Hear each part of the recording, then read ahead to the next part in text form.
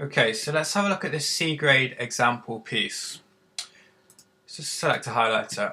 Okay, first of all, let's talk about the introduction. It starts in quite an interesting way. It has winter has Christmas, where we can open glittering presents and eat large portions of delicious food. Summer has the holidays. Even spring has something special, Easter. But what does autumn have? Dark nights to cold, bonfire night and Halloween are always a disappointment. So it starts off looking at the different seasons, looking at winter, looking at summer, looking at spring, before talking about autumn. So an interesting introduction. It doesn't just start with I hate autumn or what does autumn have, but it actually has something before to lead into that. Secondly, let's look at the structural features here. Okay, we've got some nice discourse markers. Firstly, last week, after, as well as. All these words helping to signpost the writing, particularly to add some detail. For example, last night. So lots of words, lots of those connecting words or those discourse markers, finally, to signpost, to guide the reader through the text. And that's a particularly strong feature of this piece. Other things that are effective, let's look at some of the imagery that's used in the piece. And if we go blue for this one. So we have some interesting adjectives, glittering presents, for example, as an interesting adjective. It's got an effective simile.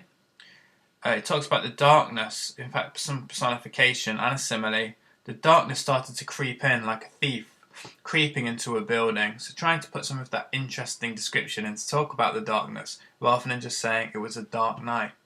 I've talked about spiders coming inside. That's something that happens in autumn, and it's something that's not that I don't particularly like. And I'm talking about spiders staring at me with two eyes as big as dinner plates. And I talk about the devil of insects. So some metaphor with the devil of insects and some exaggeration, that hyperbole, and also a simile there to talk about the spider's eyes.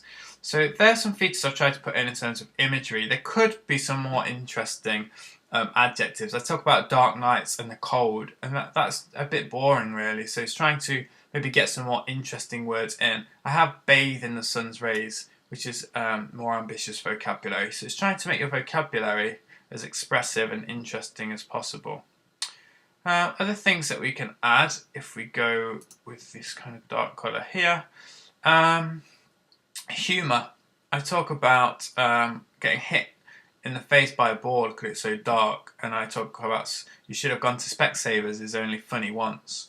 So trying to bring some humour into it. Later on I talk about Halloween, and I said in England people slam the door in your face. The only thing scary on Halloween is a group of 14-year-olds dressed as Harry Potter.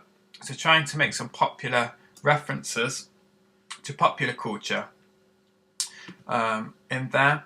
Then if we look at the cohesive aspects, so if we just switch to this light turquoise colour, here I talk about firstly there is the dark nights, and here as well as the dark nights, so developing the cohesion across the paragraphs there. I've also got a one line paragraph which is particularly effective about putting conkers in the corner of the room. In the end, at the start, I talk about autumn. What does autumn have? At the end, so autumn is truly annoying, and I try to connect my introduction to my conclusion, again giving it that cohesive aspect. And I've got some nice imagery here. The red leaves are like little burning suns or red tears. Autumn does have one or two positive things, but not enough. So trying to bring in some of that description at the end as well. So we've got lots of features there.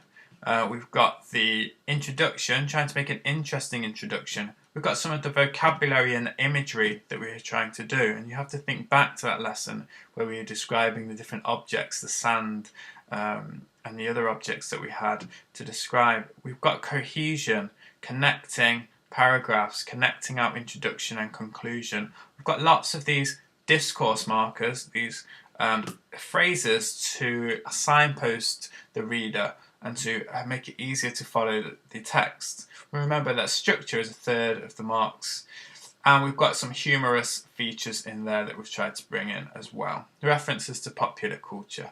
So that's a C grade example.